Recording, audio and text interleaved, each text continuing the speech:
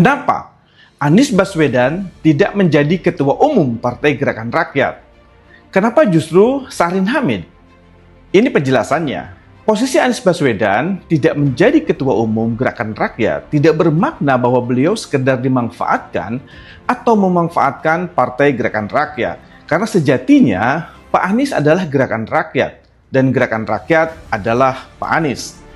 Tidak menjadi ketua umum justru dipandang posisi paling ideal oleh kader Gerakan Rakyat karena memberi ruang yang lebih luas bagi Pak Anies untuk terus memikirkan bangsa dan negara serta tetap menjalankan peran saat ini, yaitu mendengar keluhan, harapan, dan aspirasi dari berbagai kelompok masyarakat yang menaruh harapan besar kepada beliau. Di sisi lain, peran ketua umum yang menuntut fokus pada kerja-kerja organisasi, urusan prosedural administratif, serta konsolidasi struktural partai tetap dijalankan oleh Bung Syahrin Hamid, seorang organisatoris yang teruji untuk memastikan partai ini siap dan sah menghadap pemilu 2029. Bung Syahrin telah lama menjadi orang kepercayaan Pak Anies dan memiliki kedekatan kuat dengan lingkaran relawan Pak Anies Baswedan, termasuk Tip Amin di Pilpres 2024. Karena itu pembagian peran ini justru akan menguatkan Partai Gerakan Rakyat dan juga masyarakat. Jadi tegasnya tidak ada yang memanfaatkan dan dimanfaatkan. Pak Anies dan Gerakan Rakyat bagai satu keping uang dengan dua sisi yang saling melengkapi.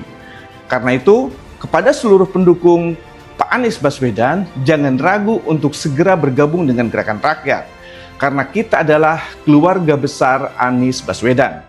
Kenapa anak Abah harus bergabung dengan Gerakan Rakyat? Jawabannya sederhana, karena inilah organisasi yang dipilih Abah untuk bernaung. Disinilah rumah rakyat Indonesia yang mendambakan perubahan. Dengan modal keyakinan, kita bisa membersamai dan dibersamai Anies Baswedan untuk menciptakan Indonesia yang adil dan sejahtera. Supaya suara kita lebih keras, gerakan kita kuat, dan dampak kita lebih besar. Kita harus bersatu, berkumpul, dan bersama-sama memperjuangkan perubahan supaya Anies Baswedan tidak berjuang sendirian. Karena itu, bergabunglah dengan Gerakan Rakyat. Tata cara pendaftarannya ada di bawah. Dan jangan lupa untuk follow akun ini untuk update informasi tentang Gerakan Rakyat. Segera bergabung.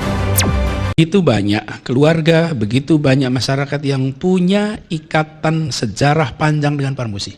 Karena Parmusi ini bukan sesuatu yang baru dan harus selalu diingatkan, ini persaudaraan muslimin Indonesia.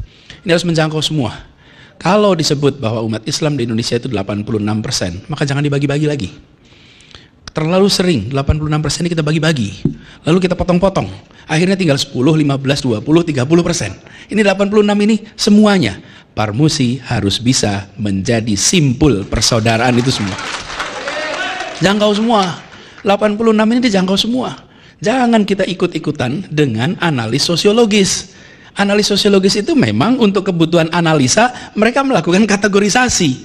Sama, kalau ahli ilmu sosial datang ke ruangan ini, maka dia akan menganalisa yang PC putih berapa persen, yang PC hitam berapa persen, yang sorban berapa persen. Untuk kebutuhan apa? Untuk kebutuhan analisa. Dibagi.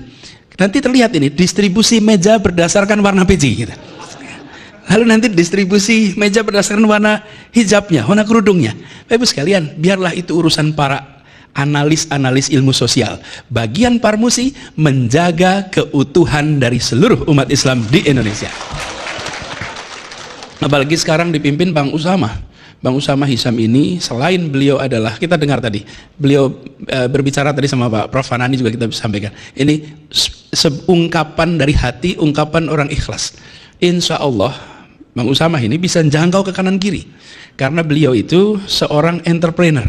Kita jangan artikan entrepreneur sebagai pengusaha rupiah. Entrepreneur itu ada social entrepreneur, ada policy entrepreneur, ada political entrepreneur, dan ada business entrepreneur. Seseorang yang mampu mengubah kesempitan menjadi kesempatan itu adalah seorang entrepreneur. Dia adalah entrepreneur. Jadi kalau dalam situasi kesempitan jadi kesempatan, itu entrepreneur. Kalau yang punya kesempatan jadi kesempitan, nah itu orang cemberut terus Pak. Itu nggak ada kesempatan itu. Kesempatan saja dipandang sebagai kesempitan. Tapi kalau yang bisa memandang kesempitan semua, ini adalah seorang entrepreneur. Nah, menjangkau semua, dan insya Allah ini kemudian sesuai dengan ikhtiar awalnya. Menjadi kalau lihat sejarahnya, Miai dari dulu dan kemudian menjadi rumah bagi semuanya. Kan begitu, bukan kira-kiranya kalau kita ingat proses perjalanannya. Ini juga penting. Barangkali Parmusi untuk kembali mengungkapkan sejarah perjalanan perjuangan umat Islam di Indonesia. Supaya kita tahu, seringkali kita paham sirah Rasul, tapi tidak paham sejarah perjuangan umat Islam di Indonesia. Padahal ini menggambarkan betapa perjuangan di tempat ini, di tanah ini luar biasa. Jadi itu sebuah harapan untuk Parmusi.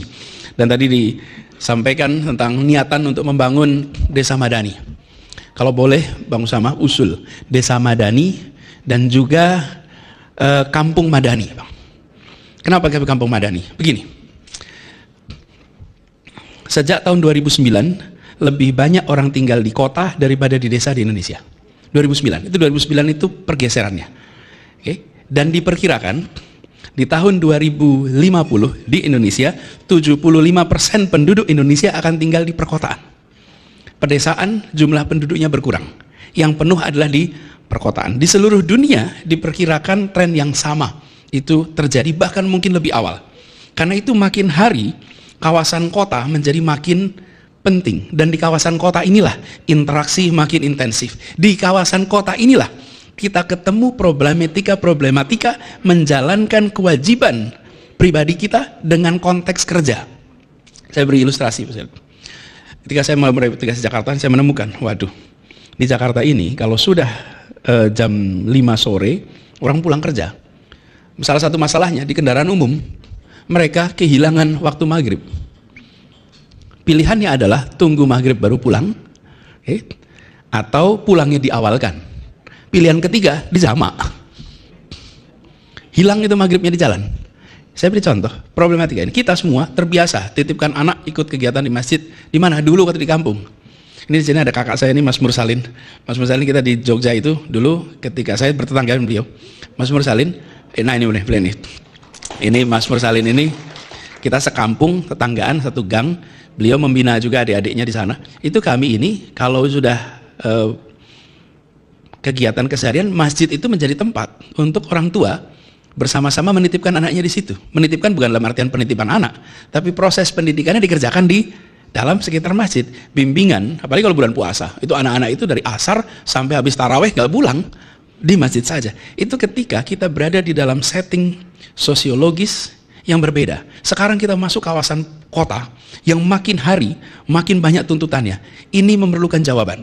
Jadi saya ingin mendukung sekali yang dikerjakan oleh Parmusi, Bang Usama, dan insya Allah nanti Jakarta ikut fasilitasi untuk desa madani ini.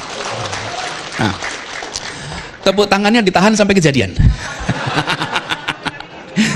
Tepuk tangan itu kejadian. Tapi insya Allah nanti kejadian Bang Usama. Ini kejadian Bang Usama. Insya Allah kejadian. Direkam pula kan di sini. Jadi nanti kita, tapi saya membayangkan desa madani dan juga kawasan urban, kampung madani. Walaupun kampung itu juga desa dan kota, tapi punya asosiasi urban. Urban ini penting, dan sesungguhnya Islam ini adalah agama orang urban. Datangnya, turunnya di Mekah, yang merupakan itu kawasan urbannya Jazirah Arab. Memang tumbuh besarnya itu di perkotaan. Settingnya kota, dengan struktur masyarakat kota. Kemudian ketika pindah ke Yathrib, ke Madinah, di sana pun menjadi sebuah pemerintahan kota. Karena itu kita sekarang jangan menjadi yang dipinggirkan di kota. Kita harus bisa menjadi pusat untuk kota-kota kita. Karena sesungguhnya Islam ini tumbuh besar di dalam setting perkotaan. Beda dengan kawasan Badui yang itu di kawasan pedesaan, ini beda sekali. Strukturnya, prosesnya, kegiatan dakwahnya. Nah, kami berharap nantinya ini bisa ditumbuhkan. Insyaallah kita fasilitasi di Jakarta, dan harapannya nanti begini. Kalau boleh, berencananya besar, mulainya kecil, kerjakannya sekarang. Kira-kira begitu. Besar rencananya, kecil mulainya, kerjakan sekarang. Yang susah itu kan rencana kecil, rencananya kecil, mulainya besar, kejadiannya nggak jadi-jadi, repot itu. Kita balik gitu, jangan, kita mulai dengan yang kecil lalu kerjakan. Jauh lebih besar untuk nanti, mudah untuk berkembang. Dan ini kebetulan ada Pak Dr. Serian, ini kita menyangkut juga pendidikan. Ini kita harus perhatikan. Bayangkan, Ibu Bapak sekalian, kita ini hidup di abad 21. tahunnya 2022. Anak-anak kita, anak abad 21. Gurunya abad 20. Ruang sekolahnya abad 19, Bapak Ibu. Oke, jadi 3 abad itu satu tempat nih sekarang. Kalau datang nih ke sekolah, sekolahnya bangun. Halo teman, berjumpa bersama saya di Politik Dangi. Ya, ini menarik sekali bagaimana Partai Gerakan Rakyat, partai yang baru saja lahir bulan Januari kemarin, teman-teman. Ya. Ini membuat kita makin punya harapan, ya, khususnya pendukung Anies. Bagaimana Gerakan Rakyat ini lahir sebagai sebuah partai, ya, yang menjadi harapan gagasan perubahan. Partai yang didirikan atas nilai-nilai Anies Baswedan ini, ya, akan bertandang, ya, di pemilu 2029. Bahkan awal-awal Gerakan Rakyat mendeklarasikan Anies sebagai calon presiden. Banyak yang bertanya, teman-teman, kenapa Anies tidak menjadi ketua umumnya, ya kan? Pertanyaan tersebut tentu membuat kita penasaran, ya. Nah, wakil ketua umum mengatakan, ya, bahwa kenapa Anies tidak menjadi ketua umum saja, ya kan? Ya, apa yang disampaikan di video awal bahwa, ya, Anies adalah tokoh nasional, teman-teman. Sedangkan Gerakan Rakyat ini sementara sedang menyusun administratif, ya, menyusun kekuatan-kekuatan, menyusun kelengkapan organisasi, menyusun dan fokus, ya, bekerja keras untuk membangun, ya, setiap kantor cabang, pengurusan cabang, baik DPD, DPW, dan sebagainya. Ini membutuhkan konsentrasi yang luar biasa. Maka, ya, Syahrin Hamid, ya, sebagai orang terdekat Anies Baswedan itu ditugaskan atau membagi tugas, ya, untuk mengurus hal itu. Sedangkan Anies Baswedan sebagai tokoh nasional, ya, lebih fokus, ya, tentang isu-isu nasional, tentang isu-isu kenegaraan, kebangsaan, ya, bergerak di bidang kemasyarakatan dan sebagainya, teman. Jadi itulah kenapa Anies Baswedan, ya, tidak menjadi ketua umum, ya. Mungkin bisa suatu saat, ya, kalau misalnya semua pekerjaan rumah tangga Gerakan Rakyat ini akan selesai, ya, akan beres, dan Anies siap membesarkan partai itu. Itulah kenapa Anies Baswedan belum menjadi ketua umum, ya.